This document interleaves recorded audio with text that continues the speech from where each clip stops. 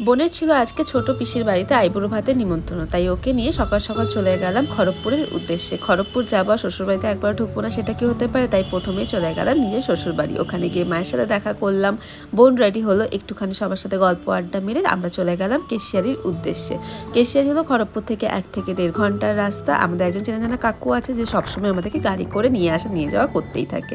পৌঁছে গেছি আমরা পিসিদের বাড়িতে। এই হলো দোলন, যে আমাদের সম্পর্কে বৌদি হলো আমার থেকে বয়সে কিন্তু ছোট, তাই আমি ওকে নাম ধরেই ডাকি। দুজনে কেন সমস্ত কিছু রেডি করছে, পিসামশাই বোনকে রেডি করছিল, সবাই মিলে ওকে আশীর্বাদ করলো। সব কিছুর মধ্যে যেটা সব থেকে ভালো ছিল সেটা হলো বোনের খুশি। সব কিছুর মধ্যে ও যা যা চেয়েছিল আমরা তাই ওকে দিতে পেরেছি, সবাই ওর মন রাখতে পেরেছে, এটাই অনেক বড় ব্যাপার।